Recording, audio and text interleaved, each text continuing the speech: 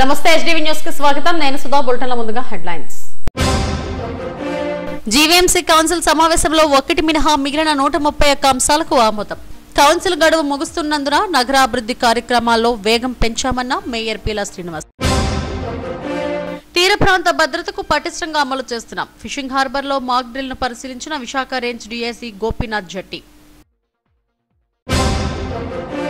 గందరగోళానికి తావు లేకుండా పారదర్శకంగా రీసర్వే జరపాలి రెవెన్యూలో అభ్యంతరాల పరిష్కారానికి 2 ఏళ్ల గడువు అవసరమన్న ఫిర్యాదుల కమిటీ చైర్మన్ రఘురామకృష్ణంరాజు ఘనంగా కనక మహాలక్ష్మి అమ్మవారి మార్గశిర మాసోత్సవాలు ప్రారంభం ప్రత్యేక పూజలు నిర్వహించిన ఎమ్మెల్యే వంశీకృష్ణ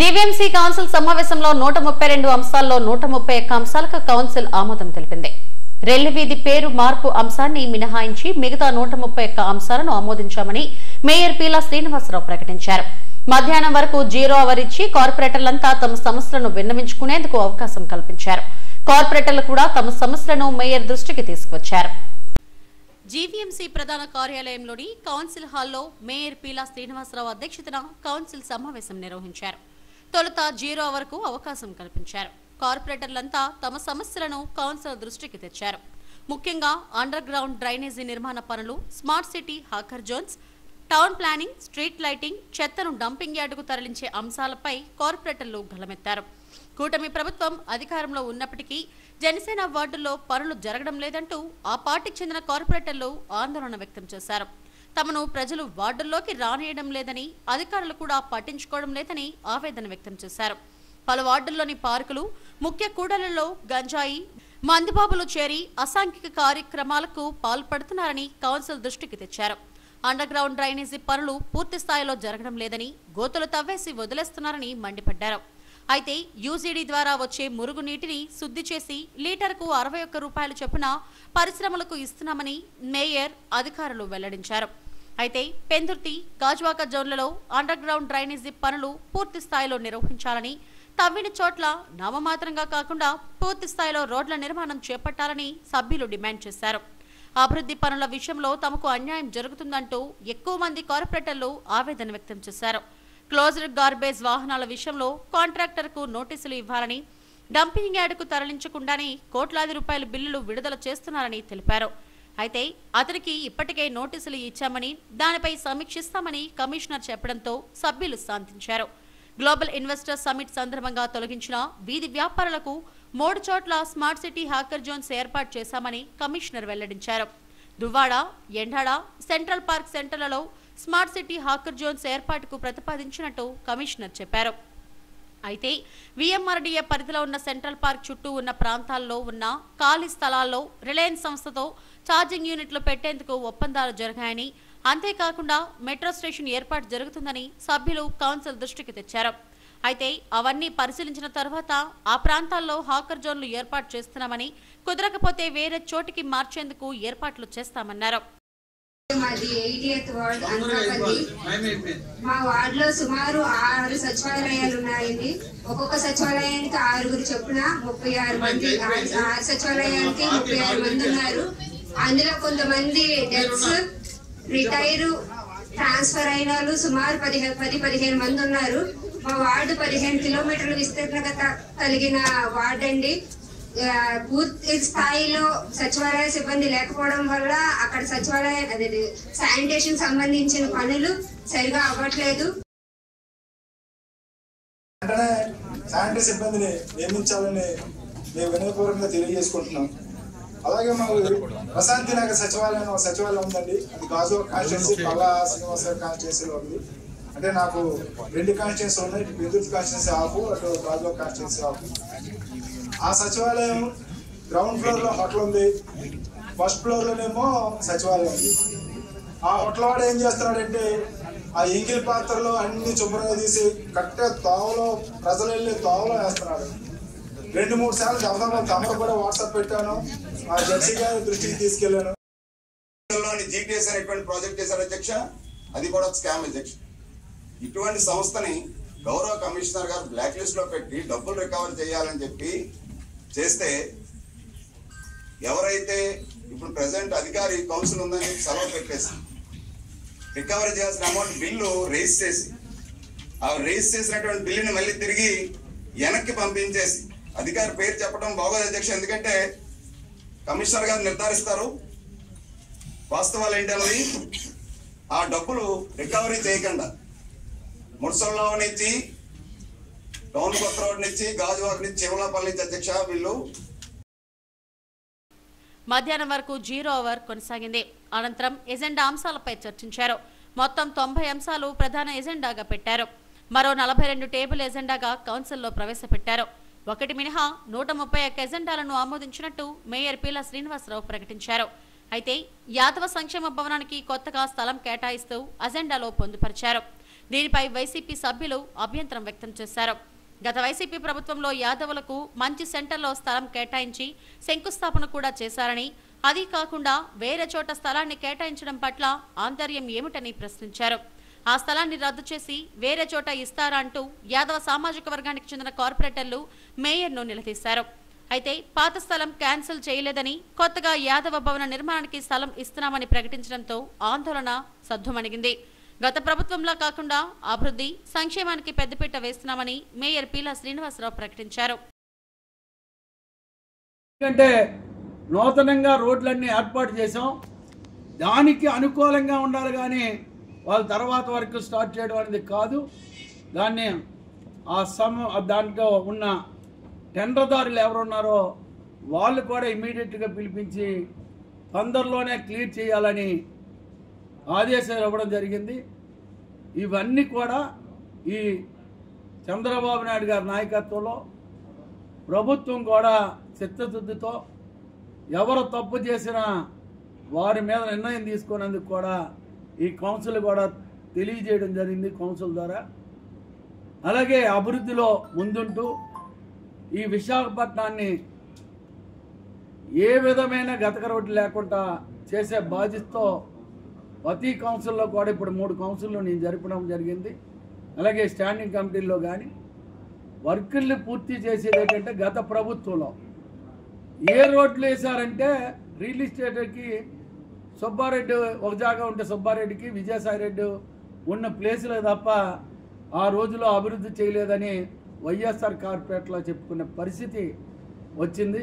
నా టైంలో విశాఖపట్నం ప్రజలందరి కోసం మేము రోడ్లు వేసి అభివృద్ధి చేస్తున్నాం. శానిటరీ కానీ బీచ్ రోడ్లో కానీ బీచ్ రోడ్లో లైటింగ్ని పెంచడం కానీ ఇంకా బీచ్లో ఎవరైతే పర్యటకులు వస్తున్నారో వాళ్ళకి ఆనందంగా ఉన్నందుకు అలలని చూసే విధంగా లైటింగ్ కూడా ఏర్పాటు చేసాం. ఓ ట్రయల్ రన్గా 6 లైట్లు వేయడం జరిగింది. ఇప్పుడు ఉన్ని కూడా పూర్తి చేసి ప్లేసులు ఐడెంటిఫై చేసి వాటిని పూర్తి చేస్తాం.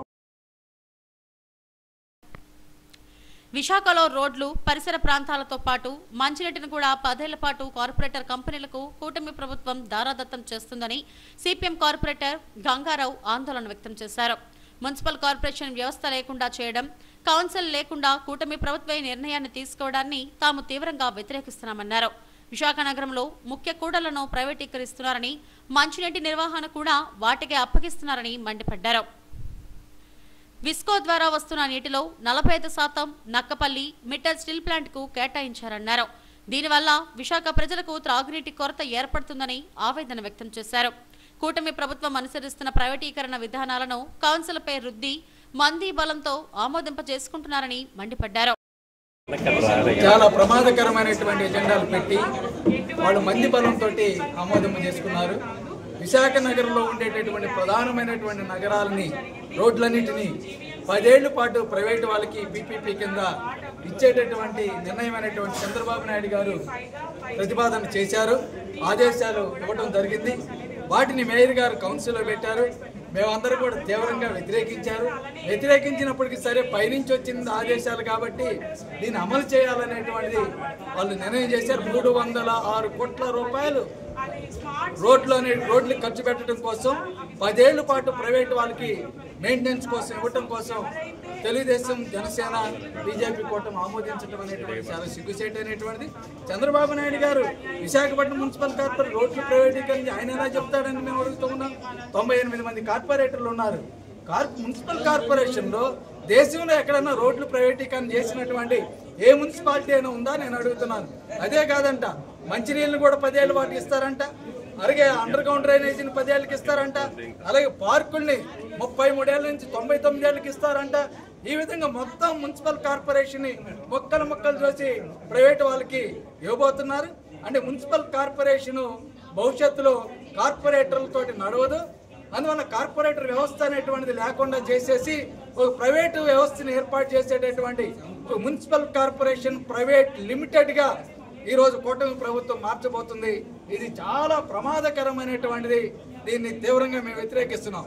రెండవది, మున్సిపల్ కార్పొరేషన్ మన సమిట్ పెట్టారు, 50 కోట్ల రూపాయలు ఖర్చు పెట్టారు. అది కాక ఇప్పుడు 50 కోట్ల రూపాయలు ఇవ్వాలని ఆదేశాలు ఇస్తూ ఉన్నారు. అంటే ట్యాక్స్ పేయర్స్ యొక్క డబ్బు ఇన్వెస్ట్మెంట్ సదస్సుకి ఎలా ఖర్చు పెడతారని మేము అడుగుతూ ఉన్నాం.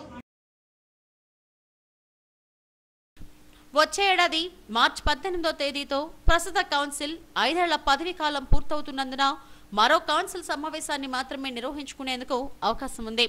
ఈ నేపథ్యంలో నగర అభివృద్ధికి సంబంధించిన కీలక అంశాలను కౌన్సిల్లో పొందుపరిచారు. ఒక్క అంశం మినహా మిగతా 131 అంశాలను ఆమోదించారు. ఈ సమావేశంలో కమిషనర్ కేతన్ గార్గ్, పలువురు ఉన్నతాధికారులు పాల్గొన్నారు. విశాఖ ఫిషింగ్ హార్బర్ లో డ్రై డాక్ వద్ద 2 రోజులుగా సాగర్ కవచ్ పేరిట మాక్ డ్రిల్ జరుగుతుంది.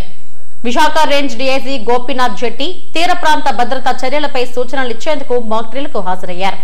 Coast guard, navy, coastal security, police, marine, law and order, CSF, fisheries డిపార్ట్మెంట్లు సంయుక్తంగా ఈ మాక్ డ్రిల్ ఎక్సర్సైజ్ ను నిర్వహిస్తున్నాయి. పరిశీలన అనంతరం డీఐజీ గోపీనాథ్ జెట్టి మీడియాతో మాట్లాడారు. తీర ప్రాంత భద్రత, ఇంటర్నల్ సెక్యూరిటీని మరింత బలోపేతం చేసేందుకు ప్రతి 6 నెలలకొకసారి సాగర్ కవచ్ పేరిట నిర్వహిస్తామని తెలిపారు. ఈ ఏడాది ఏపీ, తమిళనాడు, పుదుచ్చేరి రాష్ట్రాలకు చెందిన 1800 మంది పోలీస్ ఫోర్స్ ఈ మాక్ డ్రిల్స్ లో పాల్గొన్నారని అన్నారు. తీర ప్రాంతాల్లో ఆటంకవాదులు, ఉగ్రవాదుల కుట్రలను ఎలా తిప్పికొట్టాలి, పేలుడు పదార్థాలు, సామాగ్రిని ఎలా గుర్తించాలి తదితర అంశాలపై ఈ మాక్ డ్రిల్ జరుగుతుందని డీఐజీ తెలిపారు. తీర ప్రాంత రక్షణ కోసం ప్రభుత్వం ప్రత్యేక చర్యలు తీసుకుంటుందని చెప్పారు. ఈ కార్యక్రమంలో mock drill port inspector Ramesh, deputy SP Balireddy, additional SP Madhusudana Rao తదితరులు పాల్గొన్నారు. చేయడం జరుగుతుంది. ఈ సాగర్ కవచ్ ఎక్సర్సైజ్ ప్రతి 6 నెలలకు ఒకసారి ఇండియన్ కోస్ట్ గార్డు వారి ఆధ్వర్యంలో ఎవరైతే ఈ కోస్టల్ సెక్యూరిటీకి సంబంధించి స్టేక్ హోల్డర్స్ ఉన్నారో వాళ్ళందరితో కలిపి 2 రోజులు ఈ మాక్ డ్రిల్స్ ఎక్సర్సైజెస్ చేయడం జరుగుతుంది. సో దీనిలో భాగంగా కోస్ట్ గార్డ్తో పాటు మెరైన్ పోలీసు, లోకల్ పోలీసు, అదేవిధంగా ఫిషరీస్ డిపార్ట్మెంటు, మిగతా ఇంటెలిజెన్స్ ఏజెన్సీసు వీరందరూ కూడా కలిసి సాధారణ సమయంలో ఎప్పుడైనా మనకి ఈ కోస్టల్ భద్రతకు సంబంధించి ఆటంకవాదులు కానీ లేకపోతే టెర్రరిస్ట్ ఇన్ఫిల్ట్రేషన్ కానీ ఇట్లాంటివి జరిగే సందర్భాల్లో మనకి ఏదైనా ఇన్ఫర్మేషన్ వచ్చినప్పుడు ఆ ఇన్ఫర్మేషన్ మనం ఎలా అబ్జర్వ్ చేయాలి, ఈ ఆటంకవాదులను ఎలా ఐడెంటిఫై చేయాలి, వాళ్ళని పట్టుకునేటువంటి విధానం, అదేవిధంగా వాళ్ళు ఎక్కడైనా పేలుడు పదార్థాలు కానీ లేకపోతే ఇంకేదైనా సామాగ్రి ఏదన్నా తెచ్చినప్పుడు దాన్ని ఎలా ఐడెంటిఫై చేయడం, వాటిని ఎలాగా న్యూట్రలైజ్ చేయడం అనేటువంటి దానికి సంబంధించి ఇది ఒక ఎక్సర్సైజు కండక్ట్ చేయడం జరుగుతుంది ప్రతి 6 నెలలకు ఒకసారి కూడా. సో దీనిలో నిన్న కంప్లీట్గా నిన్నంతా ఉంది, ఈరోజు 6 గంటల వరకు కూడా జరుగుతుంది. దాదాపుగా 1800 మంది పోలీస్ ఫోర్సు, మెరైన్ పోలీసు, అదేవిధంగా లోకల్ పోలీసు కలిపి దాదాపుగా 1800 మంది ఈ ఎక్సర్సైజ్లో పాల్గొన్నారు. గతంలో మనకు ఒక రాష్ట్రంలోనే జరిగితే ఈసారి మన రాష్ట్రం, తమిళనాడు, పుదుచ్చేరి ఈ 3 ప్రాంతాలు కలిపి ఈ ఎక్సర్సైజ్ని నిర్వహించడం జరుగుతుంది.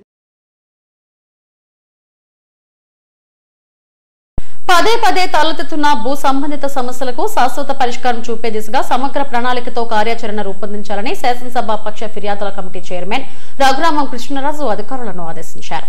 కమిటీ సభ్యులు కొనతాల రామకృష్ణ, పల్లా శ్రీనివాసరావు, పెనుమత్స విష్ణుకుమార్ రాజులతో కలిసి విశాఖ జిల్లాలో పర్యటించారు. ఆయన కలెక్టరేట్ మీటింగ్ హాల్లో అధికారులతో ప్రత్యేకంగా సమావేశమయ్యారు. రీసర్వేపై సమీక్షించి ప్రజల నుండి కమిటీ ఫిర్యాదులు స్వీకరించింది. క్షేత్రస్థాయి పరిస్థితులకు అనుగుణంగా ఆచరణలో పెట్టి అమలు చేయాలని అన్నారు. గందరగోళానికి తావు లేకుండా పారదర్శక రీతిలో రీసర్వే జరగాలని చెప్పారు. సమగ్ర భూ రీసర్వే, సాంకేతిక పరిజ్ఞానం వినియోగం, రికార్డుల నిర్వహణ, సరిహద్దుల గుర్తింపు, అభ్యంతరాల స్వీకరణ, సమస్యల పరిష్కారంలో కలెక్టర్, జేసీ, ఆర్టీఓ, తహసీల్దార్ల పాత్ర తదితర అంశాలను సుదీర్ఘంగా సమీక్షించారు.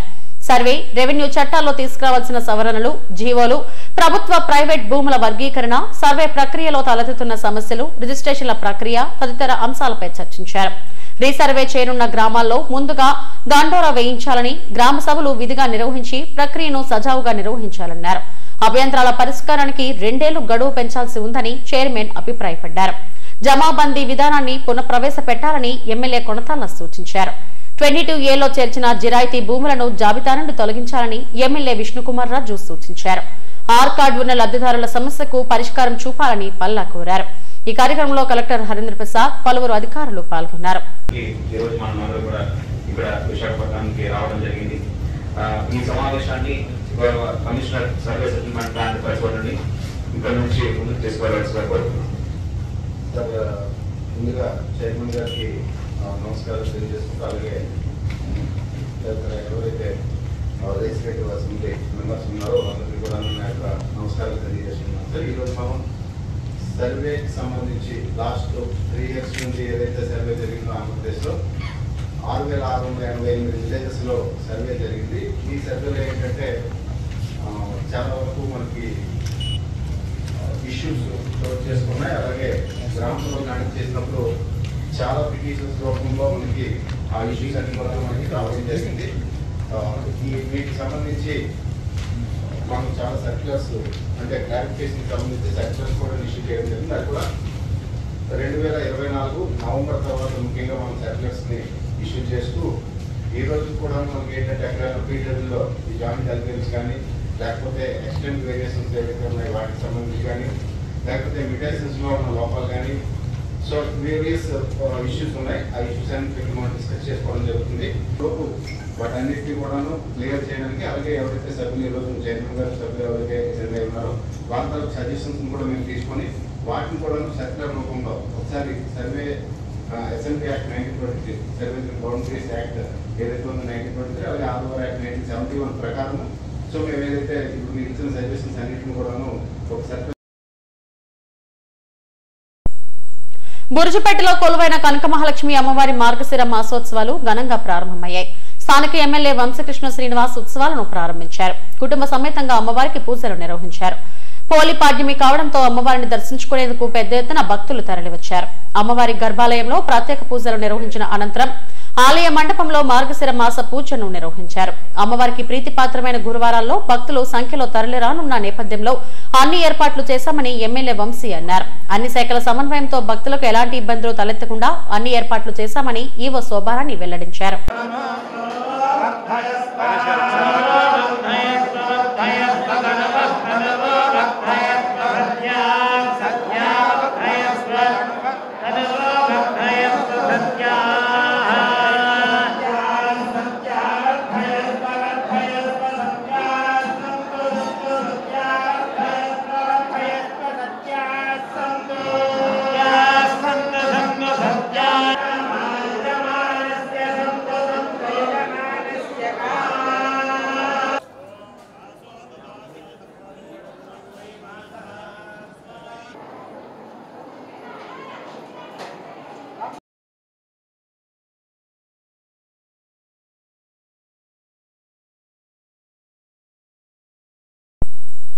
సింహాచలం వరాహలక్ష్మీ నరసింహస్వామి పుష్కరిణి దేదీప్యమానంగా వెలిగిపోయింది.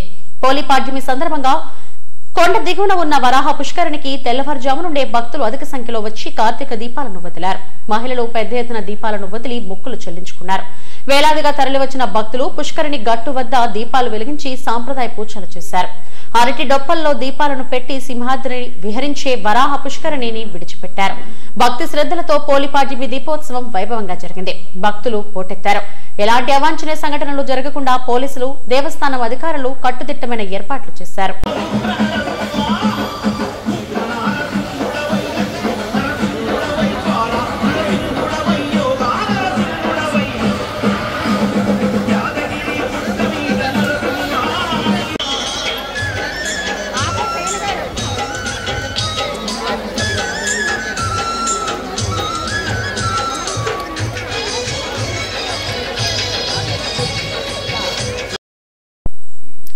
తిరుమల శ్రీవారిని రాష్ట్రపతి ద్రౌపది ముర్ము దర్శించుకున్నారు. తొలుత మహాద్వారం వద్ద ఆలయ అర్చకులు, దేవాదాయ శాఖ మంత్రి Anam Ramanarayana Reddy, TTD chairman BR Naidu, EO AK Singhal, పాలక మండలి సభ్యులు పూర్ణ కుంభంతో రాష్ట్రపతికి స్వాగతం పలికారు.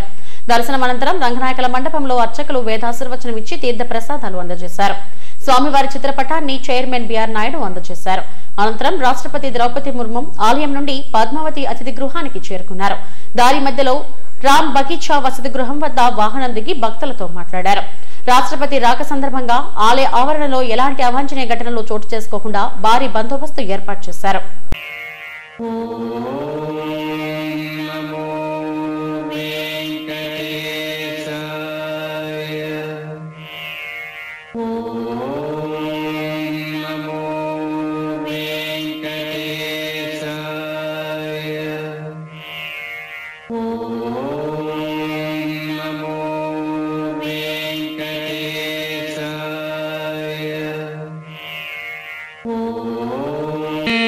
श्रीनिवास परमागतिर्नः वक्त्राब्जे भाग्यलक्ष्मीः करतलकमले सर्वदा दानलक्ष्मीः दोर्दण्डे वीरलक्ष्मीः हृदय सरसिजे भूतकारुण्यलक्ष्मीः खड्गाग्रे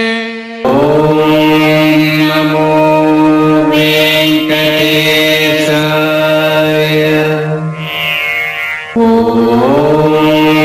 नमो वेंकटेशाय नमो वेंकटेशाय नमो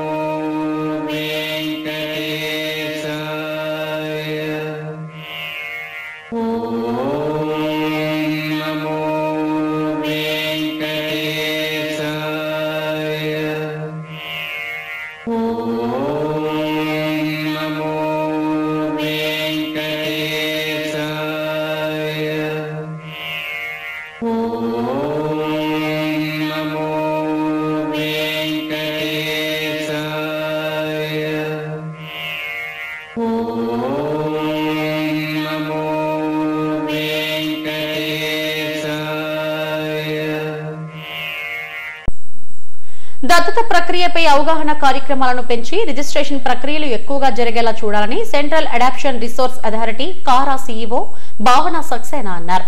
నేషనల్ అడాప్షన్ అవేర్నెస్ కాంక్లేవ్ కార్యక్రమానికి ముందస్తు ప్రణాళిక చర్యలు తీసుకునేందుకు వీఎంఆర్డీఏ సమావేశ మందిరంలో అన్ని జిల్లాల చైర్పర్సన్స్, చైల్డ్ వెల్ఫేర్ కమిటీలతో సమావేశం నిర్వహించారు. ఈ సందర్భంగా పలు అంశాలపై చర్చించారు. అడాప్ట్ పేరెంట్స్ కు దత్తత ప్రక్రియ తొందరగా జరిగేలా ఉండాలని సక్సేనా అన్నారు. అనధికార దత్తతలు జరగకుండా చూడాలని, రిజిస్ట్రేషన్ ప్రక్రియలో మిషన్ వాత్సల్య పోర్టల్లో సాంకేతిక సమస్యలు ఉంటే కారా దృష్టికి తేవాలని తెలిపారు. అడాప్షన్ అవేర్నెస్ మంత్గా సెలబ్రేట్ చేస్తున్నాము. అదే సందర్భంగా ఈరోజు కూడా ఈసారి ఈ సంవత్సరంకి విశాఖపట్నంలో నేషనల్ కాన్క్లేవ్ ఆన్ అడాప్షన్ అవేర్నెస్కి ఏర్పాటు చేస్తున్నాము. అదే అరేంజ్మెంట్ చూసుకోవడానికి ఈరోజు ఇక్కడ వచ్చాము. అందరు డిస్ట్రిక్ట్స్ మనం ఇంటరాక్షన్ చేస్తున్నాము. అసలు అడాప్షన్ ఎట్లా ఉంది డిస్ట్రిక్ట్లో, తక్కువ ఎందుకు ఉంది అడాప్షన్స్, మన స్టేట్లో రిజిస్ట్రేషన్స్ తక్కువ ఉన్నాయి, మనం ఎట్లా అడాప్షన్స్ ఎట్లా పెంచాలి, ఎట్లా ప్రమోట్ చేయాలి, అవేర్నెస్ జనరేషన్ ఎట్లా చేయాలి, ఇది అంత విషయంలో మనం ఈరోజు డిస్ట్రిక్ట్ ఆఫీసర్స్ డిస్కషన్ చేస్తున్నాము. మన 27కి నేషనల్ అడాప్షన్ కాన్క్లేవ్ ఉంది నోవోటెల్లో. దాంట్లో మన మంత్రి గారు, క్యాబినెట్ మినిస్టర్ అన్నపూర్ణాదేవి గారు, మన ఎంఓఎస్ గారు శ్రీమతి సావిత్రి ఠాకూర్ గారు, మన సెక్రటరీ గారు, అందరూ పెద్ద ఆఫీసర్స్ అందరూ గవర్నమెంట్ ఆఫ్ ఇండియా నుంచి వచ్చి ఈ స్పెషల్ నీడ్స్ చిల్డ్రన్కి ఎట్లా అడాప్షన్స్ పెంచుకోవాలి, పాలసీ ఇంటర్వెన్షన్స్ ఎట్లా చేయాలి, స్పెషల్ నీడ్స్ చిల్డ్రన్కి ఎట్లా మనం ఇన్సెంటివ్స్ ఇవ్వాలి, దీని అంత విషయంలో మనం డిస్కషన్స్ చేస్తాము. See, there are multiple stakeholders in the adoption. For example, the district magistrates are there who head the CWCs. police department is there which has to take control of the illegal adoptions and prevent illegal trafficking. Tarvata mana specialized adoption agencies unnai. Specialized adoption agencies, child care institutions, akkada children housing undi, valaki inspections cheskoni regular ga inspections jaragali, meetings jaragali, CWC ki quarterly meeting jaragali, DMs dwara district collectors dwara inspections chepichali, CMOs ద్వారా special needs చిల్డ్రన్కి special categorisation చేసుకొని referral system పెట్టాలి. మన government of India నుంచి ఎలా support చేయాలి, ఇది అంతా stake హోల్డర్స్కి coordination ఎట్లా చేయాలి, దీని గురించి మనం డిస్కషన్స్ చేస్తున్నాం. విద్యార్థులు ప్రజలు సామాజిక ప్రయోజనం కోసం మెడికల్ కాలేజీలను ప్రభుత్వం పీపీపీ ప్రాతిపదికన నిర్మిస్తోందని ముఖ్యమంత్రి చంద్రబాబు అన్నారు. వైద్య ఆరోగ్య శాఖపై సచివాలయంలో అధికారులతో సీఎం సమీక్ష నిర్వహించారు. కుప్పంలో సంజీవని ప్రాజెక్టు అమలు, యూనివర్సల్ హెల్త్ స్కీమ్ పై చర్చించారు. జనవరి నుండి చిత్తూరు జిల్లా వ్యాప్తంగా సంజీవని ప్రాజెక్టును ప్రారంభించనున్నారు. తొలి విడతలో చేపట్టనున్న అధోని, మదనపల్లి, మార్కాపురం, పులివెందుల మెడికల్ కాలేజీల నిర్మాణంపై కూడా చర్చించారు. పీపీపీ ప్రాతిపదికన మెడికల్ కాలేజీలను నిర్మిస్తే బోధనా ఆసుపత్రులు తొందరగా అందుబాటులోకి వచ్చే అవకాశం ఉందని సీఎం అన్నారు. ఆక్వా రంగాన్ని ఆంధ్రప్రదేశ్ కు ఆశాకిరణంలా తీర్చిదిద్దడమే ప్రభుత్వ లక్ష్యమని వెల్లడించారు. ప్రపంచ మత్స్య దినోత్సవం సందర్భంగా మత్స్యకార సోదరులు, ఆక్వా రైతులకు శుభాకాంక్షలు తెలిపారు.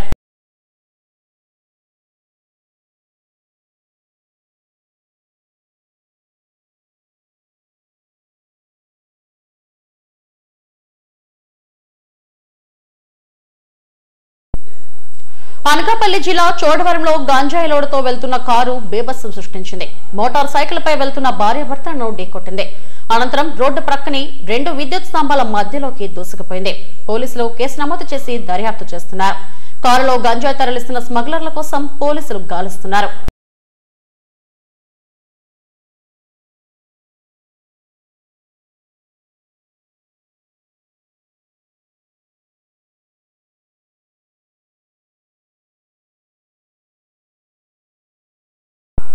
శ్రీకాకుళం జిల్లాలోని తీర ప్రాంత మండలాలలో కిడ్నీ వ్యాధులపై సమగ్ర అధ్యయనం ప్రారంభించామని కిడ్నీ వ్యాధుల పరిశోధన కేంద్రం మెంటర్, ప్రముఖ నెఫ్రాలజిస్ట్ డాక్టర్ టి రవిరాజు తెలిపారు.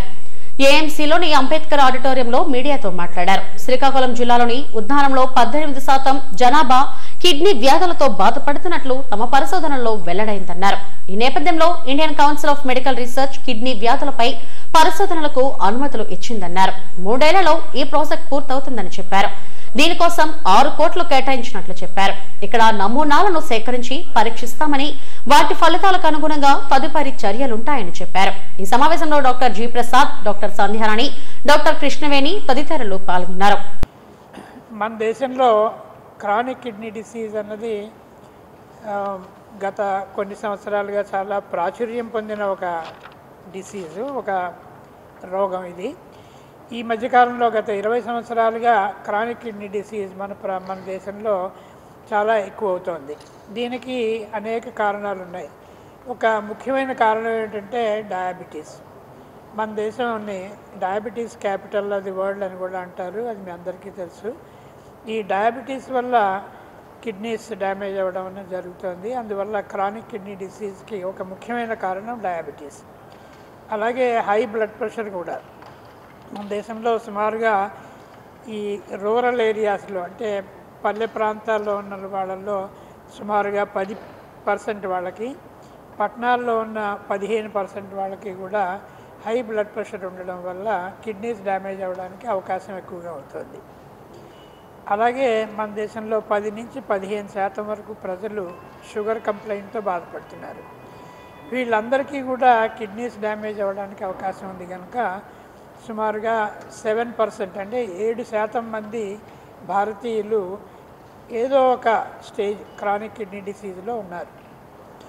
అయితే మేము గత 30 సంవత్సరాలుగా ఈ ఆంధ్ర మెడికల్ కాలేజీలో కిడ్నీ డిపార్ట్మెంట్ స్టార్ట్ చేసినప్పటి నుంచి కూడా ఈ ప్రాంతంలో కిడ్నీ వ్యాధులు ఎలా ఉన్నాయి, మన చుట్టుపక్కల ప్రాంతాల్లో కిడ్నీ వ్యాధులు ఎలా ఉన్నాయి అన్న దాని మీద కొంత స్టాటిస్టిక్స్, అంటే గణాంకాలు తీయడం జరిగింది. సుమారుగా 2000 సంవత్సరం నాటికే మేము చూసింది ఏంటంటే శ్రీకాకుళం ప్రాంతం నుంచి వస్తున్న ప్రజల్లో కిడ్నీ వ్యాధులు ఎక్కువగా ఉంటున్నాయని. అందుకని ఎందుకు ఇక్కడ ఈ కిడ్నీ వ్యాధులు ఎక్కువగా ఉంటున్నాయి, ఎందుకు ఈ ప్రాంత ప్రజలందరూ విశాఖపట్నం రావాల్సి వస్తుందని చెప్పి కొంచెం డీటెయిల్డ్గా అనాలిసిస్ చేయడం, తర్వాత ఆ ప్రాంతాల్లో ఉన్న ప్రజాప్రతినిధులు అందరూ కూడా శ్రీకాకుళం ఉద్దానం ప్రాంతాల్లో ఉన్న ప్రజల్లో కిడ్నీ వ్యాధులు ఎక్కువగా ఉన్నాయి కనుక మనం దీనికి ఏ రకమైన చర్యలు తీసుకోవాలి అరికట్టడానికి అని చెప్పి ఇక్కడికి కింగ్ జార్జ్ హాస్పిటల్ మా డిపార్ట్మెంట్కి వచ్చి అడగడం వల్ల మేము అక్కడ అనేక క్యాంప్స్ ఆర్గనైజ్ చేయడం జరిగింది. ఈ క్యాంప్స్ అన్నింటిలో కూడా మేము చేసిన స్టాటిస్టికల్ అనాలిసిస్ బట్టి సుమారుగా 18% ప్రజలకి కిడ్నీ ప్రాబ్లం ఉంది అన్న విషయం మేము నిర్ధారించాం. ఈ 18% అంటే 100 మంది ఉంటే అందులో 18 మందికి ఏదో రకమైన కిడ్నీ వ్యాధి ఉంటుందన్నమాట. అయితే ఈ 18 మందిలో కూడా చాలామందికి డయాబెటీస్ కానీ హై బ్లడ్ ప్రెషర్ కానీ ఉండకుండా ఏ కారణం తెలియకుండా వారి కిడ్నీస్ డ్యామేజ్ అవుతున్నాయి. ఇటువంటి వాటినే chronic kidney disease of unknown etiology అని దానికి. కెప్టెన్ రామారావు జంక్షన్లోని రేణుకా ఎల్లమ్మ ఆలయ ప్రాంగణంలో పార్థివ లింగేశ్వర స్వామికి రుద్రాభిషేకం మహాజ్యోతి ప్రజ్వలన ఘనంగా జరిగింది. చిన్నబాబు ఆధ్వర్యంలో నిర్వహించిన కార్యక్రమానికి TDP south in-charge Seethamraju Sudhakar, Kala ఆసుపత్రి అధినేత డాక్టర్ పివి రమణమూర్తి తదితరులు హాజరై ప్రత్యేక పూజలు నిర్వహించారు. ప్రతి ఏటా కార్తీక మాసం సందర్భంగా పార్థివ లింగేశ్వర స్వామికి రుద్రాభిషేకం నిర్వహించడం ఆనవాయితీగా వస్తుందని వక్తలు అన్నారు. స్వామివారి కృప ప్రతి ఒక్కరిపై ఉండాలని ఆకాంక్షించారు. ఈ సంవత్సరం కూడా పార్థివ లింగేశ్వర అభిషేక కార్యక్రమం నిర్వర్తించడం, మహాజ్యోతి ప్రజ్వలనం చేయడం జరిగింది. ఈ సందర్భాన్ని పురస్కరించుకొని ఈ ప్రాంతవాసులందరూ ముఖ్యంగా ఈరోజు ఈ సద్వినియోగాన్ని ఉపయోగించుకుంటూ దీని తర్వాత తీర్థప్రసాదాలన్నింటినీ స్వీకరించి స్వామివారి కృపకందరూ పాత్రలు కావాలని, ఇంకా ఎన్నో సంవత్సరాలు చిన్నబాబు గారి ఆధ్వర్యంలో మా అందరం కలిసి ఈ కార్యక్రమాన్ని ఇలాగే నిర్వర్తించాలని. పార్థివ లింగేశ్వర స్వామి అభిషేకంలో పాల్గొనడము, అలాగే రేణుక ఎల్లమ్మ తల్లి దర్శనం చేసుకోవడం నిజంగా నా పూర్వజన సుకృతంగా భావిస్తున్నాను. చాలా సంతోషంగా ఉంది. ఇంతమంది భక్తుల మధ్య అమ్మవారి దర్శనం, తర్వాత పార్థివ లింగేశ్వర స్వామి యొక్క అభిషేకం ప్లస్ దీపోజ్వలన అంటే కార్తీక దీపోజ్వలనలో పాల్గొనడం నిజంగా నాకు చాలా సంతోషంగా ఉంది. ఇచ్చేసినటువంటి భక్తజనందరూ కూడా మా హృదయపూర్వకమైనటువంటి కృతజ్ఞతలు తెలుపుకుంటున్నాము. ప్రతి ఏటా కూడా ఈ రేణుకాయలమ్మ ఆవరణలో పార్థివ లింగేశ్వర స్వామి వారి రుద్రాభిషేకం పోలిపాడ్యమి కార్తీక మాసం ఆఖరి రోజున చేయడం అనేది ఆనవాయితీగా మేము ఇది అలవాటు చేసాము. ఇక్కడ ప్రజలందరికీ కూడా కొద్దిగా నెమ్మదిగా స్వాములందరూ కూడా వస్తున్నారు. పీఠంలో పూజలన్నీ చేసుకొని అయ్యప్పలు, శివస్వాములు, దుర్గమాలలు వేసిన వాళ్ళు అందరూ కూడా వచ్చి ఈ అవకాశాన్ని సద్వినియోగం చేసుకోవాలని మేము మరీ కోరాము. మరిపాలెం జాతీయ రహదారి సాయినగర్ లో కొలువైన కాశీ విశ్వేశ్వర స్వామి దేవస్థానంలో కార్తీక సమారాధన ఘనంగా జరిగింది. పోలిపాడ్యమి సందర్భంగా భారీ ఎత్తున అన్నప్రసాద వితరణ చేశారు. ఆలయ ప్రధాన అర్చకులు ఆందుకూరి శివాజీ శర్మ, అర్చకులు వరాహగిరి శ్రీనివాస శర్మల నేతృత్వంలో నెల రోజుల పాటు కార్తీక మాసోత్సవాలు ఘనంగా జరిగాయి. చివరి రోజు పోలిపాడ్యమి సందర్భంగా ఆలయ ప్రాంగణంలో కార్తీక దీపాలను వెలిగించారు. స్వామివారికి ప్రత్యేక పూజలు నిర్వహించారు. అనంతరం భారీ ఎత్తున అన్న సమారాధన జరిగింది. భక్తులు పెద్ద ఎత్తున పాల్గొని అన్న ప్రసాదాన్ని స్వీకరించారు. అందరికీ నమస్కారం. శ్రీ గురుభ్యో నమః. కాశీ విశ్వేశ్వర స్వామినే నమో నమః. ఈరోజు పోలుపాడ్యం సందర్భంగా కాశీ విశ్వేశ్వర స్వామివారి యొక్క ఆలయ ప్రాంగణంలో అత్యంత వైభవోపేతంగా మహా అన్నప్రసాద వితరణ జరుగుతోంది. NH5 హైవే శివాలయం దగ్గర ఈ సంఖ్యా ప్రమాణంతో సంబంధం లేకుండా సాయంకాలం 4 గంటల వరకు కూడా స్వామివారి యొక్క ప్రసాదాన్ని అందరికీ కూడా వితరణ చేయడం జరుగుతుంది. అదేవిధంగా విశాఖపట్నం నలుమూలల నుంచి కూడా తండోపతండాలుగా భక్తులందరూ కూడా వచ్చి స్వామివారిని దర్శించుకుని దీపములన్నీ కూడా వదిలిపెట్టడం, శాలగ్రామ దానం ఇవ్వడం, స్వయంపాకం దానం చేయడం, అదేవిధంగా దీపదానాన్ని చేసి ఆ దీక్ష అంతా కూడా విరమించి చక్కగా అందరూ స్నేహితులతో బంధువులతో అందరితో కలిసి కుటుంబ సమేతంగా ఈ స్వామివారి యొక్క ఆలయ ప్రాంగణానికి విచ్చేసి అందరూ కలిసి భోజనం చేస్తారు. ఆ భోజనాల కార్యక్రమం ఇప్పుడు జరుగుతుంది. భక్తులందరూ కూడా విశ్వాసాలతో స్వామివారి యొక్క అనుగ్రహంతో అత్యంత వైభవోపేతంగా ఈ అన్నప్రసాద కార్యక్రమానికి సహకరించినటువంటి దాతలు, అలాగే సేవకులు, అలాగే దేవాదాయ ధర్మాదాయ శాఖ వారు, అదేవిధంగా సాయినగర్ వెల్ఫేర్ అసోసియేషన్ వారి సహకారంతో ఈ కార్యక్రమాలు కూడా జరుగుతున్నాయి. ఓం నమః శివాయ. శ్రీరానగర్లోని పోర్టుకు వెళ్లే రోడ్డులోని దాసరి పైడితల్లమ్మ ఆలయం వద్ద సెలయేరులో పోలి పాఠ్యమని భక్తి శ్రద్ధలతో నిర్వహించారు. పెద్ద సంఖ్యలో మహిళలు దీపాలు వెలిగించి భక్తిని చాటుకున్నారు. కార్తీక మాసం నెల రోజుల నియమ నిష్ఠలతో పూజలు చేసిన భక్తులు పోలి పాడ్యమి సందర్భంగా దీపాలు వెలిగించి పైడితల్లి అమ్మవారిని దర్శించుకున్నారు.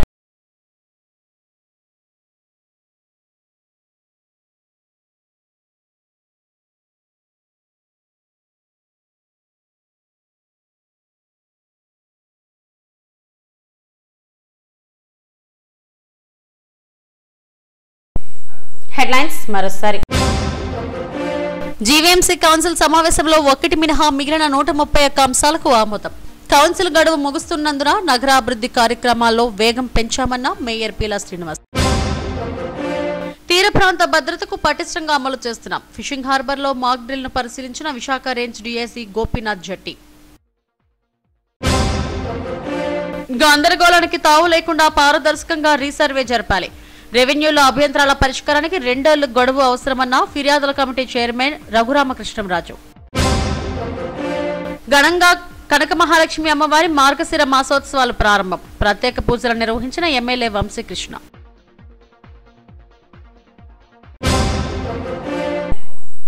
ఇవి ఇప్పటివరకు నా బులెటిన్ అప్డేట్స్. నమస్తే.